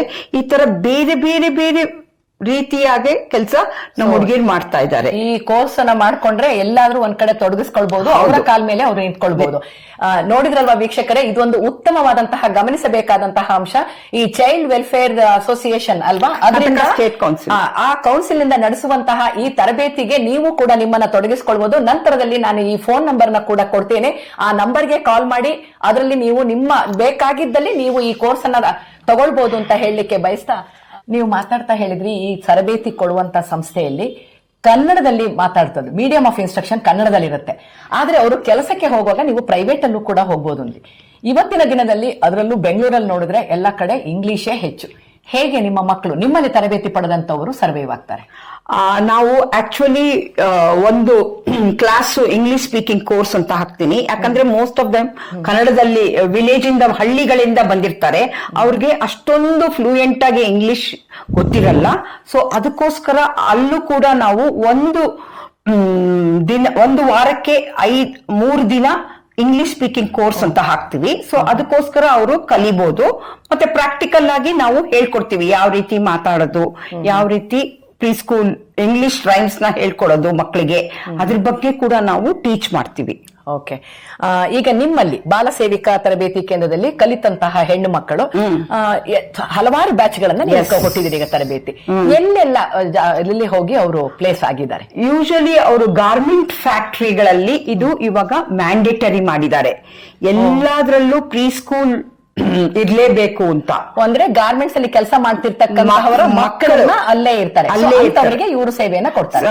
ಎಲ್ಲಾ ಗಾರ್ಮೆಂಟ್ ಫ್ಯಾಕ್ಟರಿಯಲ್ಲೂ ಮ್ಯಾಂಡೇಟರಿ ಮಾಡಿದ್ದಾರೆ. ಮಕ್ಕಳಿಗೋಸ್ಕರ ನೀವು ತೆಗಿಲೇಬೇಕು ಅಂತ. ಗೋಕುಲ್ದಾಸ್ ಇಮೇಜಸ್ ಆಗಿರ್ಬೋದು ಅಥವಾ ಕೆನರಾ ಬ್ಯಾಂಕ್ ಇದು ಸೆಂಟರೇ ಆಗಿರ್ಬೋದು, ಅಲ್ಲೆಲ್ಲ ಕೂಡ ಪ್ರೀ ಸ್ಕೂಲ್ ಸೆಂಟರ್ ನ ಓಪನ್ ಮಾಡ್ಲೇಬೇಕು ಅಂತ ಮ್ಯಾಂಡೇಟರಿ ಮಾಡಿದ್ದಾರೆ. ಸೊ ಅಲ್ಲಿ ಎಲ್ಲಾರ್ಗೂ ಕೆಲಸ ಸಿಕ್ಕುತ್ತೆ. ಸೊ ತರಬೇತಿ ಪಡೆದಂತವರೆಲ್ಲ ಎಲ್ರಿಗೂ ಕೂಡ ಕೆಲಸ ಸಿಗುತ್ತೆ ಅಂತ 100% ಆಗಿ ಹೇಳ್ತೀವಿ. Yes. ಆಗಿದ್ದಾರೆ, ಪ್ಲೇಸ್ ಆಗಿದ್ದಾರೆ, ಪ್ಲೇಸ್ಮೆಂಟ್ ಆಗಿದೆ. ಪ್ಲೇಸ್ಮೆಂಟ್ ನಮ್ಮಲ್ಲೇ ಕೂಡ ಇವಾಗ ಇಂಜಿನಿಯರಿಂಗ್ ಅಲ್ಲಿ ಹೇಗೆ ಪ್ಲೇಸ್ಮೆಂಟ್ ಇದೆಯೋ ನಮ್ಮಲ್ಲೂ ಕೂಡ ಫ್ಯಾಕ್ಟರಿ ಎಲ್ಲರೂ ಬಂದು ಪ್ಲೇಸ್ಮೆಂಟ್ ಆಗ್ತಾರೆ. ಅಟ್ಲೀಸ್ಟ್ 15 ಜನ ಆದ್ರೂ 30 ಅಥವಾ 40 ಜನ ಸ್ಟೂಡೆಂಟ್ಸ್ ಇದ್ರೆ 15 ಜನ ಆದ್ರೂ ಪ್ಲೇಸ್ಮೆಂಟ್ ಆಗೇ ಆಗತ್ತೆ. ನಿಮಗೆ ಇದು ಎಷ್ಟು ಖುಷಿ ಅಂತ ಅನ್ಸುತ್ತೆ. ನಿಮ್ಮಲ್ಲಿ ಕಲ್ತಂತಹ ಮಕ್ಕಳು ಹೋಗಿ ಬೇರೆ ಕಡೆ ಬೇರೆಯವರಿಗೆ ಅವ್ರ ಸೇವೆಯನ್ನ ಕೊಡುವಾಗ ನ್ಯಾಚುರಲಿ ಹೇಳ್ಕೊಟ್ಟಂತಹ ಗುರುಗಳಿಗೆ ಕೂಡ ಬಹಳಷ್ಟು ಸಂತೋಷ. ಹೌದು, ನನ್ಗೆ ತುಂಬಾ ಖುಷಿ. ಯಾವ ರೀತಿ ಫೇಸ್ ಮಾಡೋದು ಇಂಟರ್ವ್ಯೂ ಅದು ಕೂಡ ಹೇಳ್ಕೊಡ್ತೀವಿ. ಆಮೇಲೆ ಕೆಲಸ ಅಂತೂ ಖಂಡಿತ ಸಿಕ್ಕೇ ಸಿಗುತ್ತೆ. ಸೊ ಅದಕ್ಕೇನಿಲ್ಲ, ಒಂದಲ್ಲ ಅಂದ್ರೆ ಇವಾಗ ಪ್ರೀ ಸ್ಕೂಲ್ ಆಗ್ಲಿಲ್ಲ ಅಂತ ಹೇಳಿದ್ರೆ ಹೆಲ್ತ್ ವರ್ಕರ್ ಆಗ್ಬೋದು, ಹೆಲ್ತ್ ವರ್ಕರ್ ಆಗ್ಲಿಲ್ಲ ಅಂದ್ರೆ ಟೈಲರಿಂಗ್ ಮಾಡ್ಬೋದು, ಟೈಲರಿಂಗ್ ಮಾಡ್ಲಿಲ್ಲ ಅಂದ್ರೆ ಯೋಗ ಮಾಡ್ಬೋದು. ಸೊ ಇದೆಲ್ಲದಕ್ಕೂ ನಾವು ತರಬೇತಿ ಕೊಡ್ತೀವಿ. ಒಂದ್ ಆಗ್ಲಿಲ್ಲ ಅಂದ್ರೆ ಇನ್ನೊಂದ್ ಕಡೆ ಕೆಲಸ ಸಿಕ್ಕೇ ಸಿಗುತ್ತೆ. ಸೊ ಅದರಿಂದ ಈ ಬಾಲ ಸೇವಿಕಾ ತರಬೇತಿ ಒಳ್ಳೆ ಕೋರ್ಸು. ಸೊ ಅದಕ್ಕೋಸ್ಕರ ನನ್ಗೆ ಆದಷ್ಟು ಹಳ್ಳಿಗಳಲ್ಲಿ ಸುಮ್ಮನೆ ಕೂತ್ಕೊಂಡು ಮನೆಯಲ್ಲಿ ಕಾಲ ವ್ಯರ್ಥ ಮಾಡ್ತಾ ಇರ್ತಾರೆ. ಸೊ ಅದಕ್ಕೋಸ್ಕರ ನಾನು ಅದು ಫೇಲ್ ಆದ ಕ್ಯಾಂಡಿಡೇಟ್ಗೆ ಯಾರು ಕೋರ್ಸ್ ಕೊಡಲ್ಲ. ಸೊ ನಮ್ಮಲ್ಲಿ ಈ ಆಪರ್ಚುನಿಟಿ ಇದೆ, ಅದಕ್ಕೆ ಆದಷ್ಟು ಬಂದು ಸೇರ್ಕೊಳ್ಳಿ ಅಂತ ಕೇಳ್ಕೊತಾ ಇದ್ದೀನಿ. ಸರೋಜಾ ಅವರು ಹೇಳಿದಂತೆ ಈ ಒಂದು ತರಬೇತಿ ಬಾಲ ಸೇವಿಕಾ ತರಬೇತಿ ಕೇಂದ್ರದಲ್ಲಿ SSLC ಯಲ್ಲಿ ಫೇಲ್ ಆಗಿರ್ತಕ್ಕಂತಹವ್ರಿಗೆ ಕೂಡ ಅವರು ಆಪರ್ಚುನಿಟಿ ಕೊಡ್ತಾ ಇದ್ದಾರೆ. ಇದನ್ನ ಸದವಕಾಶವನ್ನ ನೀವು ಬಳಸ್ಕೊಳ್ಳಿ. ನಿಮ್ಮ ಮಕ್ಕಳನ್ನ ನೀವು ಈ ತರಬೇತಿ ಕೇಂದ್ರಕ್ಕೆ ಸೇರಿಸಿ ಅವರ ಕಾಲ ಮೇಲೆ ಅವರು ನಿಲ್ಲುವಂತೆ ಮಾಡಕ್ಕೆ ಇರತಕ್ಕಂತಹ ಈ ಅವಕಾಶವನ್ನು ಉಪಯೋಗಿಸ್ಕೊಳ್ಳಿ ಅಂತ ಹೇಳ್ತಾ ಕಾರ್ಯಕ್ರಮವನ್ನು ಮುಂದುವರಿಸೋಣ. ಸರೋಜಾ ಅವರೇ, ನಂತರದ ದಿನದಲ್ಲಿ ನೀವು ಇನ್ನೊಂದು ಸಂಸ್ಥೆಯಲ್ಲಿ ಕೆಲಸವನ್ನ ನಿರ್ವಹಿಸಿದ್ರಿ. ಅದು ವಾತ್ಸಲ್ಯ ಚಾರಿಟಬಲ್ ಟ್ರಸ್ಟ್ ಅಂತ. ಇದು ಅಡಾಪ್ಷನ್ ಏಜೆನ್ಸಿ. ಅಡಾಪ್ಷನ್ಗೆ ಯಾವ್ಯಾವ ಮಕ್ಕಳು ಬರ್ತಾರೆ ಅಂದ್ರೆ ಹೆಂಗೆ ನಮ್ಗೆ ಮಕ್ಕಳು ಸಿಗುತ್ತೆ ಅದ್ರ ಬಗ್ಗೆನು ಸ್ವಲ್ಪ ಮಟ್ಟಿಗೆ ಹೇಳ್ತೀನಿ, ಜಾಸ್ತಿ ಹೇಳಕ್ ಹೋಗಲ್ಲ. ಮತ್ತೆ ಯಾವ ಅಡಾಪ್ಟಿವ್ ಪೇರೆಂಟ್ಸ್ ಡಾಕ್ಯುಮೆಂಟ್ಸ್ ಲೀಗಲ್ ಆಗಿ ಯಾವ ರೀತಿ ಹೋಗ್ಬೇಕು ಅಂತ, ಕಾನೂನು ಮೂಲಕವಾಗಿನೇ ನಾವು ಮಕ್ಕಳನ್ನ ದತ್ತು ಸ್ವೀಕಾರ ಕೊಡೋದು. ಸೊ ಅದಕ್ಕೆ ನಮ್ಗೆ ಎಲ್ಲಾ ಡಾಕ್ಯುಮೆಂಟ್ಸ್ ಪ್ರೊಡ್ಯೂಸ್ ಮಾಡ್ಬೇಕು. ತಂದೆ ತಾಯಿ ಅವ್ರ ಮದುವೆ ಆಗಿ ಒಂದು 5 ವರ್ಷ ದಾಂಪತ್ಯ ಜೀವನ ಇರಬೇಕು. ಆಮೇಲೆ ಅವರ ಇನ್ಕಮ್ ಸರ್ಟಿಫಿಕೇಟ್ ಬೇಕು, ಮ್ಯಾರೇಜ್ ಕಾರ್ಡ್ ಬೇಕು, ಆಮೇಲೆ ಬೇರೆ ಎಲ್ಲಾ ತರದ ಡಾಕ್ಯುಮೆಂಟ್ಸ್ ಕೂಡ ಅವರು ಕೊಡ್ಬೇಕು. ಆಮೇಲೆ ಆ ಡಾಕ್ಯುಮೆಂಟ್ಸ್ ಕೊಟ್ಟಾದ ಮೇಲೆ ನಾವು ಹೌಸ್ ವಿಸಿಟ್ ಮಾಡ್ತೀವಿ, ಮನೆಯ ಭೇಟಿ ಮಾಡ್ತೀವಿ. ಅಲ್ಲಿ ಡೀಟೇಲ್ ಆಗಿ ರಿಪೋರ್ಟ್ ಬರಿತೀವಿ. ಯಾಕೆ ಅವರು ದತ್ತು ಸ್ವೀಕಾರ ಮಾಡ್ತಿದ್ದಾರೆ, ಏನ್ ಕಾರಣದಿಂದ ಮಾಡ್ತಾ ಇದ್ದಾರೆ, ಆಮೇಲೆ ಹೇಗಿದೆ ಅವರ ಅನ್ಯೋನ್ಯತೆ, ಹೇಗೆ ಮದುವೆ ದಾಂಪತ್ಯ ಜೀವನ ಹೇಗಿದೆ, ಆಮೇಲೆ ಮುಂಚೆ ದತ್ತು ತಗೊಂಡಾದ್ಮೇಲೂ ಮಕ್ಕಳಾಗ್ಬೋದು ಅವ್ರಿಗೆ. ಸೊ ಅಂಥದ್ರಲ್ಲಿ ಯಾವ ರೀತಿ ಈ ಮಗುನ ನೋಡ್ಕೋಬಹುದು ಅದ್ರ ಬಗ್ಗೆ ಕೂಡ ನಾವು ತರಬೇತಿ ಕೊಡ್ತೀವಿ. ಆಮೇಲೆ ಯಾವುದೇ ಮಗುನ ತಗೊಂಡ್ಮೇಲೆ ಅವರು ಹಿ ಆರ್ ಶಿ ಅಡಾಪ್ಟೆಡ್ ಅಂತ ಹೇಳ್ಬೇಕು ಅಂತ ಹೇಳ್ತೀವಿ. ಆಮೇಲೆ ಕಥೆ ಮೂಲಕ ಮುಂಚೆಯಿಂದನೇ ಹೇಳ್ಕೊಂಡು ಬನ್ನಿ ಅಂತ ಹೇಳಿರ್ತೀವಿ. ದೇವಕಿ ಯಶೋಧೆಯರನ್ನ ನೀವು ಕಂಪೇರ್ ಮಾಡಿ ಹೇಳ್ತೀವಿ. ಆದ್ರೆ ಕಾರಣಾಂತರಗಳಿಂದ ಈಗ ನಾನು ಕೇಳ್ಪಟ್ಟೆ ಈ ದತ್ತುನ ಆ ಸ್ವೀಕಾರದ ಪ್ರೋಸೆಸ್ ಅನ್ನ ನಿಮ್ ಇದರಲ್ಲಿ ಮಾಡ್ತಾ ಇಲ್ಲ. ಹೌದು. ಆದ್ರೆ ಇನ್ನೊಂದು ಸೇವೆಯನ್ನ ನೀವು ಕೊಡ್ತಾ ಇದೀರಲ್ಲ, ಫಾಸ್ಟರ್ ಪೇರೆಂಟಿಂಗ್, ಇವಾಗ್ಲೂ ಮಾಡ್ತಾ ಇದ್ದೀರಿ. ಆ ಫಾಸ್ಟರ್ ಕೇರ್ ಅಂತ ವಾತ್ಸಲ್ಯ ಚಾರಿಟಬಲ್ ಟ್ರಸ್ಟ್ ಅಲ್ಲೂ ಇದೆ. ಫಾಸ್ಟರ್ ಕೇರ್ ಅಂದ್ರೆ ಯಾವ ತಂದೆ ತಾಯಿ ಈ ಮಗುನ ಅವರ ಮಗು ಒಟ್ಟಿಗೆ ಬೆಳೆಯುವಂತ ಅವಕಾಶ ಕೊಡ್ತೀವಿ. ಬಟ್ ಅದು ತಾತ್ಕಾಲಿಕ, 2 ತಿಂಗಳು 2 ಅಥವಾ 3 ತಿಂಗಳ ಒಳಗಡೆ ನಿಮ್ಮ ಸಂಸ್ಥೆಯಿಂದ ಆ ಪೇರೆಂಟ್ಸ್ ಗೆ ನೀವು ಈ ಮಗುವನ್ನ ಸಾಕಿ ಕೊಡಿ, 2 ತಿಂಗಳು ಕೊಡಿ ಅಂತ. ಅದಕ್ಕೆ ಬೇಕಾಗುವ ಎಲ್ಲಾ ಸೌಲಭ್ಯಗಳನ್ನು ಒದಗಿಸ್ತೀವಿ. ಅಂದ್ರೆ ನಿಮ್ಮ ಸಂಸ್ಥೆಯಲ್ಲಿ ನೋಡ್ಕೊಳಕ್ ಆಗಲ್ವಾ? ಹಂಗಂತಲ್ಲ, ಮನೆ ಇನ್ಸ್ಟಿಟ್ಯೂಷನ್ ಅಲ್ಲಿ ಬೆಳೆದ ಮಕ್ಕಳು ಅಷ್ಟು ಚೆನ್ನಾಗಿರಲ್ಲ. ಕುಟುಂಬದಲ್ಲಿ ಬೆಳೆದ್ರೆ ಅದಕ್ಕೆ ಒಂಥರ ಬಾಂಧವ್ಯ ಎಲ್ಲಾನು ಇರುತ್ತೆ ಅಂದ್ಬಿಟ್ಟು, ಸೊ ಇನ್ಸ್ಟಿಟ್ಯೂಷನ್ ಅಲ್ಲಿ ಬೆಳೆಯೋ ಮಕ್ಕಳಕ್ಕಿಂತ ಆ ಬಾಂಧವ್ಯ ಬರ್ಲಿ ಅಂತ, ಒಲವು ಪ್ರೀತಿ ಎಲ್ಲ. ಸೊ ಇನ್ಸ್ಟಿಟ್ಯೂಷನ್ ಮಕ್ಕಳಿಗೆ ಇಲ್ಲ ಅಂತಲ್ಲ, ಸೊ ಸ್ವಲ್ಪ ಕಡಿಮೆ ಇರ್ತದೆ. ಸೊ ಈ ತರ ಕುಟುಂಬದಲ್ಲಿ ಬೆಳೆದಾಗ ಚೆನ್ನಾಗಿರುತ್ತದೆ, ಮತ್ತೆ ಪ್ರೀತಿ ವಿಶ್ವಾಸನ ಜಾಸ್ತಿ ತೋರಿಸ್ತಾರೆ ಅಂತ ಫಾಸ್ಟರ್ ಕೇರ್ ಕೂಡ ಇದೆ ವಾತ್ಸಲ್ಯದಲ್ಲಿ. ಈಗ ಫಾರ್ ಎಕ್ಸಾಂಪಲ್ ನೀವು ಯಾರಿಗೋ ಕೊಟ್ಟಿರ್ತೀರಿ ಮಗುವನ್ನ ನೋಡ್ಕೊಳ್ಳಿ ಅಂತ, 2 ಅಥವಾ 3 ತಿಂಗಳು ಅಲ್ಲಿ ನೋಡ್ಕೊಳ್ತಿದ್ದಂತಹ ಫಾಸ್ಟರ್ ಪೇರೆಂಟ್ಸ್ ಗೆ ಆ ಮಗುವಿನ ಮೇಲೆ ಅಟ್ಯಾಚ್ಮೆಂಟ್ ಬರುತ್ತೆ, ವಾಪಸ್ ಕೊಡಕ್ ಹೋಗ್ತಾರಾ? ನಾವು ಆಕ್ಚುಲಿ ಮೊದಲೇ ಬರ್ಸ್ಕೊಂಡಿರ್ತೀವಿ, ದಯವಿಟ್ಟು ಇದ್ರ ಬಗ್ಗೆ ಯಾಕಂತ ಮುಂಚೆನೆ ಹೇಳಿರ್ತೀವಿ. ಈ ತರ ಅಟ್ಯಾಚ್ಮೆಂಟ್ ಖಂಡಿತ ಬರುತ್ತೆ. ಯಾವುದೇ ಆಗ್ಲಿ ಒಂದ್ ಮಗುನ ಒಂದು ಪ್ರಾಣಿನೇ ತಗೊಂಡ್ಬಂದ್ರೆ ಅಷ್ಟು ನಾವು ಚೆನ್ನಾಗಿ ಸಾಕೊಂಡು ಬೇರೆಯವ್ರಿಗೆ ಕೊಡಕ್ಕೆ ಯೋಚನೆ ಮಾಡ್ತೀವಿ. ಹಂಗಾದ್ರೆ ಮಗುವಿನಲ್ಲಿ ಮೇಲೆ ಜಾಸ್ತಿ ಅಟ್ಯಾಚ್ಮೆಂಟ್ ಬರುತ್ತೆ. ಆದ್ರೂ ಕೂಡ ನಾವು ಅವ್ರಿಗೆ ಮುಂಚೆನೆ ತರಬೇತಿ ಕೊಟ್ಟಿರ್ತೀವಿ, ಈ ತರ ಮಗುನ ಯಾವಾಗ ಕೇಳಿದಾಗೂ ನಾವು ಕೊಡ್ಬೇಕು ಅಂತ. ಸೊ ಆದ್ರಿಂದ ಅವ್ರು ಖಂಡಿತ ಕೊಡ್ತಾರೆ. ಬರೀ ತಾತ್ಕಾಲಿಕ 2 ತಿಂಗಳು 3 ತಿಂಗಳು ಅಥವಾ 1 ತಿಂಗಳೇ ಆಗಿರ್ಬೋದು. ಸೊ ಆ ಮಗುನ ಬೇರೆ ಪೇರೆಂಟ್ಸ್ಗೆ ತೋರಿಸ್ಬೇಕು ನಾವು. ಅದಕ್ಕೋಸ್ಕರ ಈ ಫಾಸ್ಟರ್ ಕೇರ್ ಅನ್ನೋದು ತುಂಬಾ ಇಂಪಾರ್ಟೆಂಟ್ ನಮ್ಗೆ. ಸೊ ಇವಾಗೂ ಕೂಡ ವಾತ್ಸಲ್ಯ ಚಾರಿಟಬಲ್ ಟ್ರಸ್ಟ್ ಅಲ್ಲಿ ಇದೆ. ಇದು HRBDA ಲೇಔಟ್ ಅಲ್ಲಿ ಇದೆ. ಅಲ್ಲಿ ಹೋಗಿ ನೀವು ಫಾಸ್ಟರ್ ಕೇರ್ ಆಗಿ ನೀವು ಫಾಸ್ಟರ್ ಪೇರೆಂಟ್ಸ್ ಕೂಡ ಆಗ್ಬೋದು. ಅಲ್ಲ, ಫಾಸ್ಟರ್ ಪೇರೆಂಟ್ಸ್ ನ ನೀವು ಹೇಗೆ ಹುಡುಕ್ತೀರಿ? ಆಕ್ಚುಲಿ ನಾವು ಫಾಸ್ಟರ್ ಪೇರೆಂಟ್ಸ್ ಹುಡುಕೋದು ಅಲ್ಲೇ ಹತ್ರದಲ್ಲಿರೋ ಯಾಕಂದ್ರೆ ನಿಮ್ಮ ಸಂಸ್ಥೆ ಹತ್ರಕ್ಕಿರೋರ್ನಿಗೆ ಹುಡುಕ್ತಿ. ಯಾಕಂದ್ರೆ ಮಗುಗೆ ಏನಾದ್ರೂ ಆಯ್ತು ಅವಾಗ ನಾವು ಜವಾಬ್ದಾರರಲ್ವಾ. ಸೊ ಅದಕ್ಕೋಸ್ಕರ ಅಲ್ಲೇ ಹತ್ರ ಇರೋ ಪೇರೆಂಟ್ಸ್ಗೆ ನಾವು ಕೊಡೋದು ಜಾಸ್ತಿ. ಅವ್ರಿಗೆ ಎಲ್ಲ ರೀತಿಯ ವ್ಯವಸ್ಥೆಯನ್ನು ನಾವು ಮಾಡ್ತೀವಿ. ಓಕೆ. ನಿಮಗೆ ಈ ಸಂಸ್ಥೆಯನ್ನ ನಡೆಸಲಿಕ್ಕೆ ಫಂಡ್ಸ್ ಸಾಕಷ್ಟು ಬೇಕಲ್ವಾ? ಹೇಗೆ ಮ್ಯಾನೇಜ್ ಮಾಡಿ? ಆಕ್ಚುಲಿ ಈ ಸಂಸ್ಥೆನ ಮೊದಲು ಬೇರೆ ಫಾರಿನ್ ಫಂಡ್ ಇಂದ ಬರ್ತಾ ಇತ್ತು. ಇವಾಗ ಫಾರಿನ್ ಫಂಡ್ ನಾನಾ ಕಾರಣದಿಂದ ಇದಾಗಿದೆ. ಸೊ ಆದ್ರಿಂದ ಫಾಸ್ಟರ್ ಕೇರ್ಗೆ ಜಾಸ್ತಿ ಇಂಪಾರ್ಟೆನ್ಸ್ ಕೊಡ್ತೀವಿ. ಮತ್ತೆ ದತ್ತು ಸ್ವೀಕಾರನು ಸ್ವಲ್ಪ ಒಂದೇ ಪೇರೆಂಟು 3 ವರ್ಷ ವೇಟ್ ಮಾಡ್ಲೇಬೇಕು. 3 ವರ್ಷ ವೇಟ್ ಮಾಡ್ಲಿಲ್ಲ ಅಂದ್ರೆ ಮಗು ಸಿಗಲ್ಲ. ಮೊದ್ಲಾಗಿದ್ರೆ ಬೇಗ ಬೇಗ ಸಿಗ್ತಾ ಇತ್ತು. ಇವಾಗ ಮಗುನ ನಮ್ಗೆ ತಂದ್ಕೊಡೋರು ಕಡಿಮೆ ಇರ್ತಾರೆ. ಸೊ ಅದಕ್ಕೋಸ್ಕರ ನಾವು ಸ್ವಲ್ಪ ಟೈಮ್ ತಗೊಳ್ತೀವಿ. ಮತ್ತೆ ಒಂದೇ ಮಗುನ ತೋರ್ಸೋದು. ಒಂದು ಪೇರೆಂಟ್ಗೆ ಹೆಣ್ಣಾಗ್ಲಿ ಗಂಡಾಗ್ಲಿ ಅವ್ರು ಯಾವ್ದು ಕೇಳ್ತಾರೋ ಅದೇ ಅವ್ರಿಗೆ ಆದಷ್ಟು ಮ್ಯಾಚ್ ಮಾಡೋ ತರ ಮಾಡ್ತೀವಿ. ಸೋಷಿಯಲ್ ವರ್ಕರ್ ಇದಕ್ಕೋಸ್ಕರ ಇರೋದು, ಸಮಾಜ ಕಾರ್ಯ ಸೇವೆಯವರು ಇದಕ್ಕೋಸ್ಕರ ಇರೋದು. ಸೊ ಆದಷ್ಟು ಮ್ಯಾಚ್ ಮಾಡಿ ಕೊಡ್ತೀವಿ. ಸೊ ಇದಕ್ಕೋಸ್ಕರ ನಾವು ಹೇಳೋದು. ಮತ್ತೆ ಅದ್ರ ಡಾಕ್ಯುಮೆಂಟ್ಸ್ ಎಲ್ಲಾನು ಪ್ರೊಡ್ಯೂಸ್ ಮಾಡ್ತೀವಿ. ಯಾವ ರೀತಿ ಯಾವ ಡಾಕ್ಟರ್ ಹತ್ರ ಹೋಗಿತ್ತು, ಏನ್ ಕಾರಣದಿಂದ ಹೋಗಿತ್ತು, ಡೀಟೇಲ್ ಕೊಡ್ತೀರಿ. ಮತ್ತೆ ಅವರು ಕೂಡ ಬಂದು ಚೆಕ್ಅಪ್ ಮಾಡಿಸ್ಬೋದು. ಯಾವ್ದಾದ್ರು ಪೀಡಿಯಾಟ್ರಿಷನ್ ಇಂದ ಮಗುನ ಎಲ್ಲ ಟೆಸ್ಟ್ ಮಾಡಿಸ್ಬೋದು. ಆಮೇಲೆ ಅವರು 1 ತಿಂಗಳ ಸಂಬಳ ಎಷ್ಟು ಬರುತ್ತೋ ಅಷ್ಟನ್ನ ಅವರು ಪಾವತಿ ಮಾಡ್ಬೇಕಾಗತ್ತೆ ಅಷ್ಟೇ. ಈ ವಾತ್ಸಲ್ಯ ಸಂಸ್ಥೆ ಮೂಲಕ ಎಷ್ಟು ಮಕ್ಕಳನ್ನ ನೀವು ದತ್ತು ಕೊಟ್ಟಿದ್ದೀರಿ? ನಾನು 100 ಮಕ್ಕಳನ್ನ ದತ್ತು ಸ್ವೀಕಾರ ಕೊಟ್ಟಿದ್ದೀನಿ. ಅದು ತುಂಬಾ ಇಷ್ಟವಾದ ಕೆಲಸವಾಗಿತ್ತು. ಇದೇ ತರ ಅನ್ವೆಡ್ ಮದರ್ ಪ್ರೋಗ್ರಾಮು ಇತ್ತು. ಅವ್ರಿಗೆ ಕೂಡ ಕೌನ್ಸಿಲಿಂಗ್ ಮಾಡ್ತಿದ್ದೆ. ಆ ಕೌನ್ಸಿಲಿಂಗ್ ಅಲ್ಲೂ ನಂಗೆ ತುಂಬಾ ಇಷ್ಟ ಆಗ್ತಿತ್ತು. ಅಂದ್ರೆ ಹುಡುಗಿರು ನಾನಾ ಕಾರಣದಿಂದ ಅವರ ಭಾವನೆಗಳನ್ನ ಹಂಚ್ಕೋತಾ ಇದ್ರು. ಸೊ ಇದು ಒಂದು ನನ್ಗೆ ಇಷ್ಟವಾದ ಪ್ರೋಗ್ರಾಮ್ ಅಂದ್ರೆ ಈ ವಾತ್ಸಲ್ಯ ಚಾರಿಟಬಲ್ ಟ್ರಸ್ಟ್ ಅಡಾಪ್ಷನ್. ಮತ್ತೆ ಎಷ್ಟೋ ಜನ ಮಕ್ಕಳಿಲ್ದವರು ತುಂಬಾ ಜನ ಇರ್ತಾರೆ. ಸೊ ದಯವಿಟ್ಟು ನೀವು ಸಾಯಿಸ್ಬೇಡಿ ಮಕ್ಕಳನ್ನ. ಅಥವಾ ಎಷ್ಟೊಂದ್ ಜನ ನೀವು ನದಿಗ್ ನೀರ್ಗ್ ಹಾಕ್ತೀರಾ ಅಥವಾ ವಿಷ ಹಾಕ್ತೀರಾ. ದಯವಿಟ್ಟು ಇದು ಮಾಡಬೇಡಿ. ಅಟ್ಲೀಸ್ಟ್ ಅಡಾಪ್ಷನ್ ಏಜೆನ್ಸಿ ಕೊಟ್ರೆ ಆ ಮಕ್ಕಳು ಬೆಳೆದು ದೊಡ್ಡವರಾಗ್ತಾರೆ. ಸೊ ಇದನ್ನ ನಾನು ನಿಮ್ಗೆಲ್ಲರಿಗೂ ಹೇಳ್ಬೇಕು ಅಂತ ಬಯಸ್ತಾ ಇದ್ದೀನಿ. ಎಷ್ಟೊಂದ್ ಜನ ಏನೋ ಫ್ಯಾಮಿಲಿ ಪ್ರಾಬ್ಲಮ್ ಅಂದ ತಕ್ಷಣ ಮಕ್ಕಳನ್ನ ಸಾಯಿಸ್ಬಿಡ್ತೀರಾ. ದಯವಿಟ್ಟು ಇದು ಮಾಡಬೇಡಿ. ಸೊ ಏನೇ ಪ್ರಾಬ್ಲಮ್ ಇದ್ರೂ ಫೇಸ್ ಮಾಡ್ಬೇಕು. ಅದು ಬಿಟ್ಟು ಮಕ್ಕಳು ತಾವು ಸಾಯೋದಲ್ದೆ ಮಕ್ಕಳು ಸಾಯಿಸ್ತಿದ್ರ. ದಯವಿಟ್ಟು ಈ ಕೆಲಸವನ್ನು ಮಾಡಬೇಡಿ ಅಂತ ಕೇಳ್ಕೊತಾ ಇದ್ದೀನಿ. ಅಂತೂ ಈ ಕಾರಣಾಂತರಗಳಿಂದ ನಿಮ್ಮ ಸಂಸ್ಥೆಗೆ ಬಂದಂತಹ 100ಕ್ಕೂ ಹೆಚ್ಚು ಮಕ್ಕಳಿಗೆ ಒಂದು ಸರಿಯಾದ ತಾಯಿ ತಂದೆಯರನ್ನ ಒದಗಿಸಿಕೊಟ್ಟಿದೆ. ಆ ಮೂಲಕ ತಾವು ಕೂಡ ತಾಯಿ ಆಗಿದ್ದೀರಿ ಅನ್ನೋದು ಒಂದು ಸಂಭ್ರಮದ ವಿಷಯ. ನಿಮ್ಮ ಸೇವೆ ಈಗಲೂ ಕೂಡ ಇದರಲ್ಲಿ ಮುಂದುವರಿತಿದ್ಯಾ ಹೇಗೆ? ಇಲ್ಲ, ಇವಾಗಲೇ ನಾನು ರಿಟೈರ್ಡ್ ಆಗಿದ್ದೀನಿ. ಸೊ ಇದರಲ್ಲಿ ನಾನು 10 ವರ್ಷ ಕೆಲಸ ಮಾಡಿದ್ದೆ. ಆದ್ರೆ ಅದರ ಫಲ ತುಂಬಾ ಚೆನ್ನಾಗಿ ನಂಗೆ ಸಿಕ್ಕಿದೆ. ಸೊ ಇದರಿಂದ ನನಗೆ ತುಂಬಾ ಇಷ್ಟ ಆಗಿದ್ದು ಅಂದ್ರೆ ಬಾಲ ಸೇವಿಕಾ. ಅದೇ ಎಷ್ಟು ಹೇಳಿದ್ನಲ್ಲ, 18ರಿಂದ 35 ವರ್ಷದ ಹುಡುಗಿರ್ಗೆ ಹೆಲ್ಪ್ ಮಾಡೋದಿದೆಯಲ್ಲ, ಅದು ಹದಿಹರೆಯದ ವಯಸ್ಸು. ಹದಿಹರೆಯದ ವಯಸ್ಸು ಅಂದ್ರೆ ತುಂಬಾ ಚಂಚಲವಾಗಿರ್ತಾರೆ. ಮತ್ತೆ ಫುಲ್ ಆಫ್ ಲೈಫ್ ಕೊಡ್ತಾರೆ ಅವರು. ಅಷ್ಟು ಚೆನ್ನಾಗಿ ಲೈಫ್ ಕೊಡ್ತಾರೆ.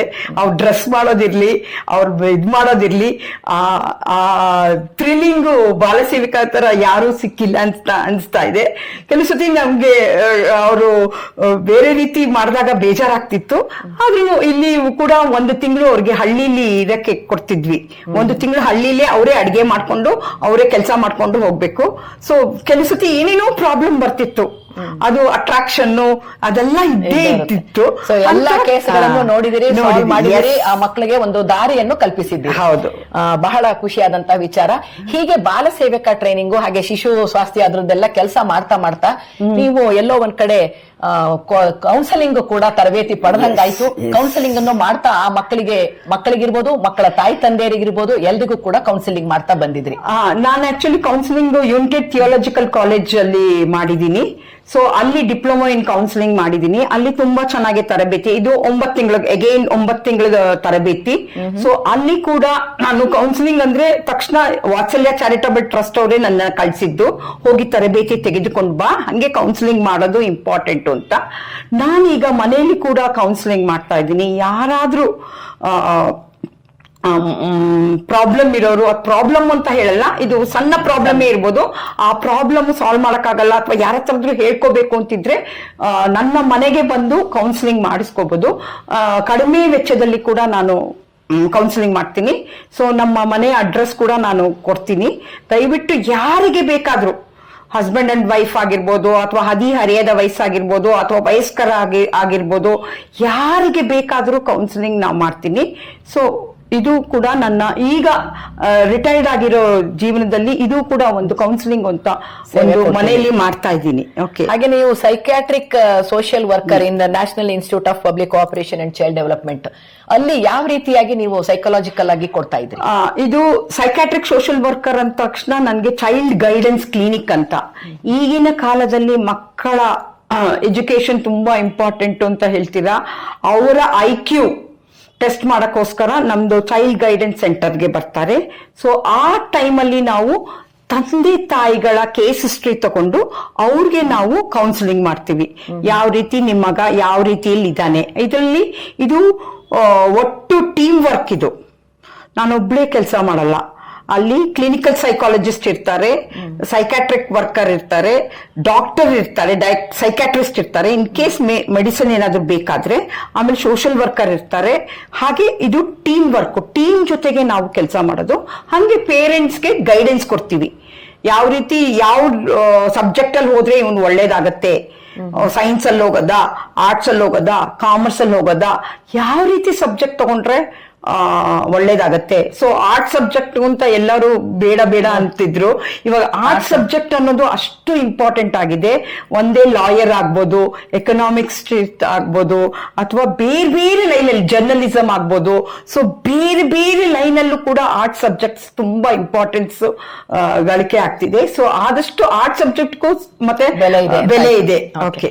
ಅಂದ್ರೆ ಈಗಿನ ಕಾಲದಲ್ಲಿ ತಾಯಿ ತಂದೆಯರು ಡಾಕ್ಟರ್ ಆಗಿರ್ತಾರೆ, ಇಂಜಿನಿಯರ್ ಆಗಿರ್ತಾರೆ. ನ್ಯಾಚುರಲಿ ನನ್ನ ಮಗಳು ಕೂಡ ಡಾಕ್ಟರ್ ಆಗ್ಬೇಕು, ಇಂಜಿನಿಯರ್, ಆ ಲೈನಿಗೆ ಹೆಚ್ಚು ಆಸೆ ಪಡ್ತಾರೆ. ಸೊ ಈ ಬೇರೆ ಲೈನ್ಗಳಿಗೆ ಹೋಗೋದೇ ಇಲ್ಲ. ಸೊ ದಯವಿಟ್ಟು ತಂದೆ ತಾಯಿಗಳಿಗೆ ನಾನು ಫೋರ್ಸ್ ದಯವಿಟ್ಟು ಅವ್ರಿಗೆ ಯಾವ್ದು ಇಂಟ್ರೆಸ್ಟ್ ಇದೆಯೋ ಅದನ್ನ ಓದಕ್ ಹೇಳಿ. ಅವ್ರಿಗೆ ಫೋಟೋಗ್ರಫಿ ಇಷ್ಟ ಅಂದ್ರೆ ಫೋಟೋಗ್ರಫಿ ಮಾಡಕ್ ಹೇಳಿ, ಅಥವಾ ನಾನು ಇದ್ರಲ್ಲಿ ತುಂಬಾ ಸಂಪಾದನೆ ಬರುತ್ತೆ ಅದನ್ನೆಲ್ಲ ಹೇಳಕ್ ಹೋಗಲ್ಲ. ಸೊ ಅವ್ರಿಗೆ ಯಾವ್ದು ಇಷ್ಟವೋ ಅದನ್ನ ಮಾಡಕ್ ಹೇಳಿ. ಓಕೆ. ಸೊ ಯಾವ್ದು ಇವಾಗ ಸ್ಪೀಚ್ ಥೆರಪಿಸ್ಟ್ ಅಂತ, ಸೊ ಅದು ಕೂಡ ಇವಾಗ ಇಂಪಾರ್ಟೆಂಟ್ ಸಬ್ಜೆಕ್ಟ್ ಆಗಿದೆ. ಸ್ಪೀಚ್ ನ ಹೇಗೆ ಇಂಪ್ರೂವ್ ಮಾಡ್ಕೊಳ್ಳೋದು, ಯಾವ ರೀತಿ ವೃದ್ಧರಾದ್ರೂ ಆಗಿರ್ಬೋದು, ಮಕ್ಕಳಿಗಾದ್ರೂ 2 ವರ್ಷ 3 ವರ್ಷ ಆದ್ರೂ ಮಾತೇ ಬರ್ತಿರಲ್ಲ. ಸೊ ಈ ಮಾತನ್ನ ಬರೋರ್ಗು ಕೂಡ ಅದು ಕೂಡ ಇಂಪಾರ್ಟೆಂಟು. ಸೊ ಸ್ಪೀಚ್ ಥೆರಪಿಸ್ಟ್ ಆಗ್ಬೋದು, ಆಮೇಲೆ ಜರ್ನಲಿಸ್ಟ್ ಆಗ್ಬೋದು ನಾ ಹೇಳ್ದಂಗೆ. ಆಮೇಲೆ ಇದು ಆರ್ಟ್ ಮತ್ತೆ ಡ್ರಾಯಿಂಗ್ ಆಗ್ಬೋದು. ಡ್ರಾಯಿಂಗ್ ಅಲ್ಲೂ ಇವಾಗ ತುಂಬಾ ಕರ್ನಾಟಕ ಚಿತ್ರಕಲಾ ಪರಿಷತ್ತಲ್ಲೂ ತುಂಬಾ ಕೋರ್ಸ್ಗಳಿದೆ. ಸೊ ಅದನ್ನಾದ್ರೂ ಮಾಡ್ಬೋದು. ಯಾವ್ದು ಮಕ್ಕಳಿಗೆ ಇಂಟ್ರೆಸ್ಟ್ ಇದೆಯೋ ಅದನ್ನ ಕೊಡ್ಸಿ. ದಯವಿಟ್ಟು ಫೋರ್ಸ್ PCMBನೇ ತಗೋಬೇಕು, ನೀನ್ ಡಾಕ್ಟರೇ ಆಗ್ಬೇಕು ಅಂತ ದಯವಿಟ್ಟು, ಅಥವಾ ಇಂಜಿನಿಯರೇ ಆಗ್ಬೇಕು ಅಂತ ದಯವಿಟ್ಟು ಯಾವ ಮಕ್ಕಳಿಗೂ ಫೋರ್ಸ್ ಮಾಡ್ಬೇಡಿ. ದಯವಿಟ್ಟು ನಿಮ್ಮ ಆಸೆನ ನಿಮ್ಮ ಮಕ್ಕಳ ಮೇಲೆ ಹೇಳ್ಬೇಡಿ. ಅವರಿಗೆ ಏನ್ ಆಸೆ ಇದೆ ಅದನ್ನ ಮಾಡ್ಲಿಕ್ಕೆ ಬಿಡಿ ಅಂತೀರಾ. ಸೊ ಒಟ್ಟಾರೆಯಾಗಿ ನೀವೊಂದು ಸುಮಾರು 30-35 ವರ್ಷಗಳ ಕಾಲದಿಂದ ಈ ಮಕ್ಕಳೊಡನೆ, ಹೆಣ್ಮಕ್ಳ ಜೊತೆಗೆ, ಬೇರೆ ಬೇರೆ NGOಗಳ ಜೊತೆಗೆ ಬಹಳ ಗುರುತಿಸ್ಕೊಂಡು ಹಲವಾರು ಜನಗಳಿಗೆ ದಾರಿ ದೀಪವಾಗಿದ್ದೀರಾ. ಹೌದು. ಈಗ ರಿಟೈರ್ಮೆಂಟ್ ಆಗಿದೆ ಅಂತ ಹೇಳ್ತೀರಾ, ನಿಮಗೆ ಎಷ್ಟು ಬೇಜಾರು ಅನಿಸ್ತಿದೆ? ಅಯ್ಯೋ, ನಾನು ಆಕ್ಚುಲಿ ನನ್ಗೆ ಅದೇ ಅನ್ಕೋತಿದ್ದೀನಿ. ದಿವ್ಸ ಬೆಳಿಗ್ಗೆ ಆದ್ರೆ ಕೆಲ್ಸಕ್ಕೆ ಹೋಗೋದು ಅಷ್ಟು ಚೆನ್ನಾಗಿರ್ತಿತ್ತು. ಒಂಥರ ಏನೋ ಲೈವ್ಲಿ ಆಗಿರ್ತಿತ್ತು. ಯಾವ್ದೋ ಹುಡುಗಿರ ಹತ್ರ ಮೀಟ್ ಮಾಡ್ಬೋದು, ಅಥವಾ ಚಿಕ್ಕ ಮಕ್ಳ ಹತ್ರ ಮೀಟ್ ಮಾಡ್ಬೋದು, ಯಾವ್ದಾದ್ರೂ ಒಂದು ಇದಕ್ಕೆ. ಇವಾಗ ಈಗ ಮನೇಲೇ ಇದ್ದೀನಿ ಅಂತ ಹೇಳಿದ್ರೆ ರಿಟೈರ್ಡ್ ಆಗಿದ್ದೀನಿ, ಆದ್ರೂ ಒಂದು ಜೋಶ್ ಇದೆ, ಏನಾದ್ರೂ ಮಾಡಿ ಸ್ವಲ್ಪ ಹೆಲ್ಪ್ ಮಾಡೋಣ ಯಾರಿಗಾದ್ರೂ ಅಂತ. ಸೊ NGO ನಾನು ರೋಟ್ರಿಯಿಂದ ಎಲ್ಲಾ ಕಡೆ ಸ್ಕೂಲ್ಸ್ಗೆಲ್ಲ ಹೋಗ್ಬಿಟ್ಟು ಅವೇರ್ನೆಸ್ ಪ್ರೋಗ್ರಾಮ್ ಕೊಡ್ತೀನಿ. ನ್ಯೂಟ್ರಿಷಸ್ ಅವೇರ್ನೆಸ್ ಆದ್ರೂ ಆಗಿರ್ಬೋದು, ಏಡ್ಸ್ ಅವೇರ್ನೆಸ್ ಆದ್ರೂ ಆಗಿರ್ಬೋದು, ಆಮೇಲೆ ಗುಡ್ ಟಚ್ ಬ್ಯಾಡ್ ಟಚ್ ಅದ್ರ ಬಗ್ಗೆ ಆದ್ರೂ ಆಗಿರ್ಬೋದು, ಯಾವ್ದ್ರ ಬಗ್ಗೆ ಆದ್ರೂ ನಾನು ತರಬೇತಿ ಕೊಡಕ್ಕೆ ರೆಡಿ ಇದ್ದೀನಿ. ಈಗ ನಿಮ್ಮದೇ ಒಂದು ನಿಮ್ಮ ಟೀಮ್ ಅನ್ನ ಕಟ್ಕೊಂಡು ನಿಮ್ಮದಾಗಿ ಓನ್ ಆಗಿ ಕೆಲಸ ಮಾಡ್ಲಿಕ್ಕೆ ಶುರು ಮಾಡಿ.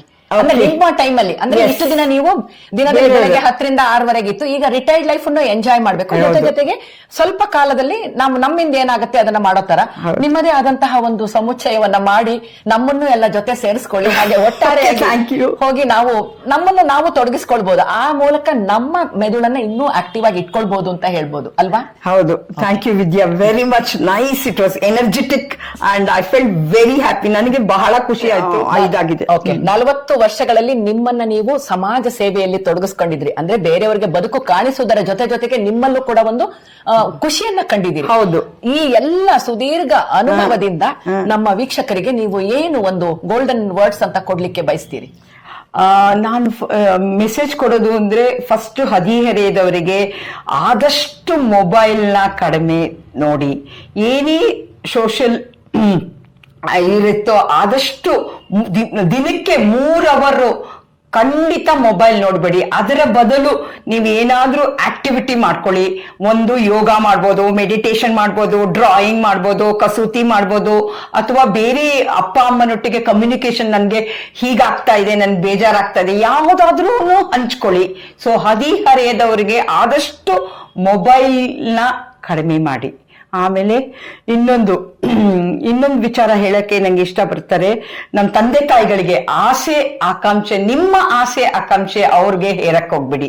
ಅವರದೇ ಆದ ಇದಿರುತ್ತೆ, ಜೀವನ ಇರುತ್ತದೆ, ಅವ್ರಿಗೆ ಏನಾಗುತ್ತೋ ಅದನ್ನ ಮಾಡಕ್ ಬಿಡಿ. ಸೊ ಎಷ್ಟು ಫಿಸಿಕಲ್ ಆಕ್ಟಿವಿಟಿ, ಒಂದು 2 ಅವರ್ಸ್ ಅಥವಾ 3 ಅವರ್ಸ್ ಹೊರಗಡೆ ಹೋಗಿ ಆಟ ಆಡೋದು, ಅಥವಾ ಕಲ್ಟಿಗೆ ಸೇರೋದು, ಯಾವ್ದಾದ್ರೂ ಯೋಗ ಮಾಡೋದು, ಏನಾದ್ರೂ ಮಾಡಿ ಇದನ್ನ ಕಲ್ಟಿವೇಟ್ ಮಾಡ್ಕೊಳ್ಳಿ. ಇದು ನಿಮ್ಮ ಸಂದೇಶ ನಮ್ಮ ಎಲ್ಲ ಗೆಳೆಯತಿಯರಿಗೆ, ಹರಿಹರೆಯದವರಿಗೆ ಅಂತ ಹೇಳ್ಕೊಳ್ಬಹುದು. ಹೌದು ಹೌದು. ಓಕೆ, ತಮ್ಮ ಅತ್ಯಮೂಲ್ಯವಾದಂತಹ ಸಮಯವನ್ನ ನಮ್ಮೊಂದಿಗೆ ಕಳೆದಿದ್ದೀರಿ, ಹಾಗೇನೆ ಅತ್ಯಮೂಲ್ಯವಾದಂತಹ ಸಲಹೆಗಳನ್ನ ಕೊಟ್ಟಿದ್ದೀರಿ.